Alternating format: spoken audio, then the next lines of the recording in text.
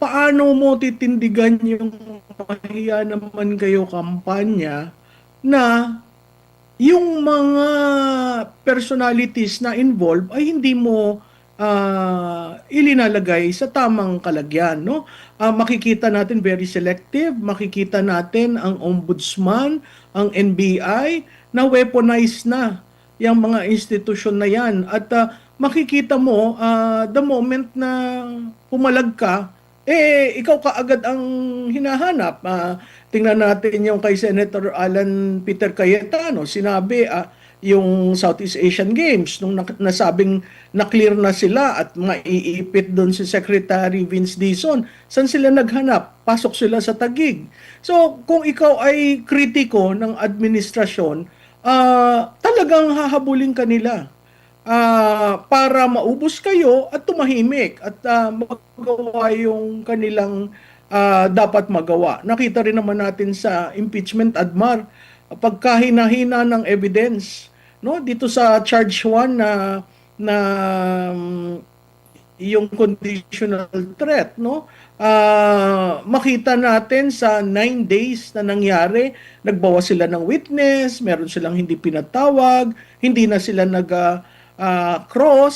recross dahil alam nila paikot-ikot lang dun sa testimony ng tatlong taga-NBI na no personal knowledge.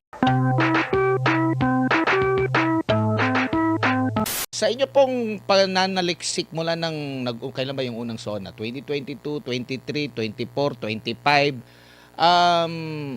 Meron bang progress, Prof? At dito naman for 2026 niya na SONA, meron pa ba tayong asahan na ipapangako niya na yung isa pang nakipag-usap ang State Secretary ng US sa kanya, ang Presidente ng Estados Unidos, tapos pinatawan tayo ng 12.5% na taripa sa export natin ng mga produkto. Prof? Admar, no, ito ang kanyang lima na SONA. Opo. At napakahalaga nito dahil yung susunod na SONA, parang pagpapaalam na lang yon, putting the ribbon together kung ano man ang na-accomplish. Ito ngayon, napakahalaga nito kasi dito pa yung may parte pa ng governance at may parte pa ng ano pa yung kailangan magawa, ano yung hindi nagawa, at saan patutungo ang administrasyon na ito, no? Nangyari before, bago na-aral ang ombudsman, nasabi daw iimbestigahan, pero lahat nagpupustahan kung magfa-file ng case itong araw na ito, patapos na ang araw, pero wala tayong nakikitang kaso na maifa-file kay former Speaker Martin Romualdez. Nakita natin ang pagdating ni Secretary Rubio, related yan sa ASEAN, pero talagang ginamit nila para maipresenta na ang projection nga nila, yung nangyari doon sa hampasan na naman sa ulo sa may South China Sea, yun na ang pre-note, pero tama ka, no? At tapos lamang ng bisita ay biglang meron tayong tariff rate na tumaas, naging 12.5%. Ganun pa rin ang bumabalot rin around that terrain is yung mga surveys tungkol sa approval at trust na pinakamababa na sa kasaysayan ng presidential politics, no? At makikita natin ang taong bayan ay talagang nagre-rehistro ng mga issues, karamihan economic at corruption na kailangang tingnan ng Pangulong ito. Siguro ang pinakamahalagang kailangan niyang i-address pagdating ng Lunes ay yung kampanya niya na sinabi niyang mahiya naman kayo, talaga namang dapat ikahiya dahil lumabas na yung detalye, pero wala tayong nakikitang mastermind na nakulong. Hanggang ngayon hindi natin nakikita kung ano yung ICI report, okay? Hindi rin natin nakikita ano yung partial report ng chairman si Senator Ping Lacson. apat na chairman sa history ng Senate Blue Ribbon in 11 months ang natalaga. So makikita mo talaga yung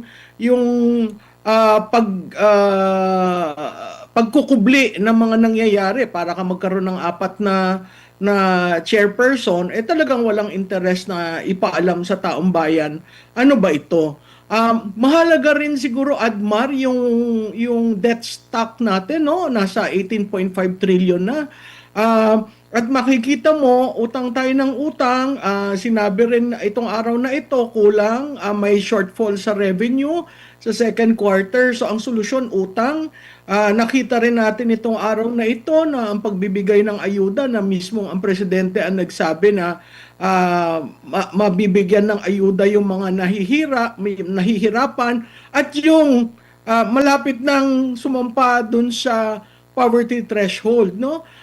Makikita mo wala talagang programa. Ang programa magbigay ng ayuda at wala tayong nakikitang economic activity para ang ekonomiya ay umikot. Dito po sa survey ng Publicos Asia, survey nyo po, ma'am, lumalabas na yung korupsyon, yung pinaka-importanting issue. Hindi po ba ito yung madaling matugunan kung totoo na talagang meron siyang anti-corruption during sa kanyang termino? Kasi ipinagmalaki nila ito eh. Parang kagaya doon sa sa war on drugs ng dating Pangulong Rodrigo Duterte na pangunahing problema talaga kriminalidad at droga ng ating mga kababayan. Nung itong tinutukan, talagang satisfied yung taong bayan.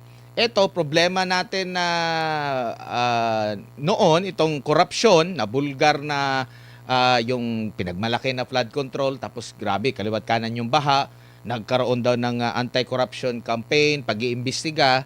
Yet, corruption pa rin yung pangunahing concern ng ating mga kababayan base po sa inyong survey. Admar, lumalabas lamang yan na ang mga ginagawa ukol sa supposedly anti-corruption ay hindi natutuwa ang taong bayan for it to register na number 1. No? Hindi natutugunan yung kagustuhan ng taong bayan. Kasi tama ka, kung ang madaling sulbahan, no? Madali mong cuts across all agencies. Ang nakita pa lamang natin ang DPWH, no? Ano ba ang reform na ginawa sa DPWH? Hindi na natin alam. Wala na nagsasalita. No, ang balita ko diyan, ang mga kontratista ayaw magbid dahil nga rine-require na babaan ang cost ng mga kagamitan na gagamitin para sa infrastructure development.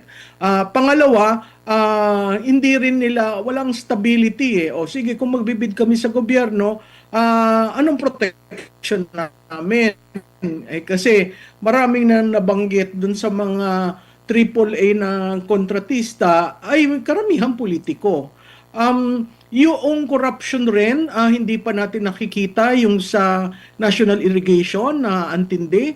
Hindi pa natin nakikita yung doon sa agriculture na balita ko malaki at saka sa DepEd. So nakikita lang natin isang slice ng pie. Pero wala talagang kampanyang nangyayari at katulad nga ng winika ni dating Congressman Mike Defensor, yung mga lumalaban, sila pa ang unang nakukulong. Samantalang yung nagbenepisyo, hindi natin nakikita yung mga yan. Kanina mayroon akong narinig na interview mula sa sektor ng agri, no, sa manok at itlog. Natanong siya kung meron ba siyang ano ba yung inaasahan niya, gusto niya marinig sa SONA. Ang sabi niya, to pa rin niya muna yung mga pinangako niya nung una. Yun lang yung sinabi po. So, ibig sabihin, tagos sa iba't ibang sektor na puro lang pangako, walang natutupad. Hanggang sa fourth zona, essentially yun yung building blocks napag-usapan ang Maharlika Fund, sinabi kung bakit kailangan yun, napag-usapan yung macroeconomic framework, sinabi kung bakit kailangan yun. So supposedly, sa unang mo palang taon, na ilagay mo yun medyo titibay yung pundasyon ng bayan. Pero hindi natin nakita yung paggamit sa budget. Kasi yung paglaro nila sa budget, nagsimula 2023 na eh. At pag sinusundan mo yung oral arguments, kahit ang Korte Suprema, binubudol nila, biro mong hindi nagbigay ng hinihingi na dokumento ng Korte Suprema. So ang hinihingi ngayon ng Korte Suprema, bigyan mo kami ng sworn statement na wala nga na ganyan na nangyari. Imposible namang wala kasi paano nagkaroon ng insertion kung wala, no? So makikita natin may talagang by design ang ginawa nila dun sa annual appropriation. Ang insertion nagsisimula pa lang sa NEP. Kaya nagkakagulo eh. At pag tiningnan mo, di ba, napakahalaga ng budget sa kahit anong administrasyon. Pag sinabi nga na napakahalaga na panukalang batas ang budget, kung ikaw ay congressman o senador at ayaw mo mag-budget, masasapul mo ang problema ng bayan. Pero nakita natin kung paano binaboy ang budget, no? At kung paano parating sinasabi sa oral arguments, may power ang Pangulo na mag-line item veto. Nag-line item veto siya nung huli, pero nakita natin meron ring pinalusot, no? So itong mga bagay na ito, hindi ko alam kung paano ipoporma nila yung National Expenditure Program ng Pangulo para sa 2027 dahil kung titingnan mo uli from 2022 ay pataas ng pataas ang budget natin. 7 trillion tayo sa proposal nila, hindi mo maintindihan, meron ba tayong enough revenue for that? Kasi kung uutangin mo yan, tapos mawawala yung inutang mo sa corruption, talagang hindi tayo uunlad. Opo. Ma'am, bilang political strategist din, sa tingin niyo po mainam na masama sa kanyang SONA or baka babalik sa kanya kapag binanggit niya yung resulta niyang kanyang anti-corruption? Kasi ang talagang sisingilin ng taong bayan yung mga napakulong eh. Pero mapapansin din ng taong bayan, saglit lang, yung mga napakulong, mga kritiko ng kasalukuyang administrasyon, nasaan yung iba na nagsilbi sa gobyerno, sa administrasyon na mismo. Kasi doon yun naman yung concern. Nangyari ang tinatanong nila nasaan ang pera, nasaan yung sa flood control dahil itong mga involved during sa yung administration. Ano pong nakikita niyo po, ma'am? Alam mo, ang balita siya daw ang magsusulat ng kanyang speech. Good luck. Pag ikaw kasi usually ang nagsusulat, medyo hindi ka detached, medyo emotional ka, medyo invested ka. Pero kung titingnan natin, paano mo titindigan yung mahiya naman kayo kampanya na yung mga personalities na involved ay hindi mo ilinalagay sa tamang kalagyan, no?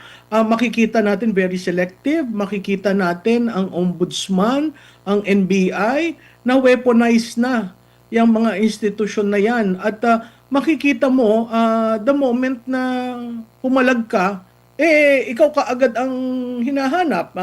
Tingnan natin yung kay Senator Alan Peter Cayetano, sinabi yung Southeast Asian Games, nung nasabing na-clear na sila at maiipit doon si Secretary Vince Dizon, saan sila naghanap? Pasok sila sa Taguig. So, kung ikaw ay kritiko ng administrasyon, talagang hahabulin ka nila para maubos kayo at tumahimik at magawa yung kanilang dapat magawa. Nakita rin naman natin sa impeachment admar, pagkahinahina ng evidence, no, dito sa charge 1 na yung conditional threat, no, makita natin sa 9 days na nangyari, nagbawas sila ng witness, meron silang hindi pinatawag, hindi na sila recross dahil alam nila paikot-ikot lang dun sa testimony ng tatlong taga-NBI na no personal knowledge. Pag no personal knowledge ka, anong ibig sabihin? So kung sinasabi nila na yan ay dumaan sa masusing pag-aalam, kung masusi, bakit wala silang evidence na maipresent? Lahat haka-haka, lahat ay chismis, Yun ang nakakalungkot kasi nag-aaksaya tayo ng pondo para dito, para lang may accountability. Hindi naman pwedeng ang accountability mo ay basta-basta lang.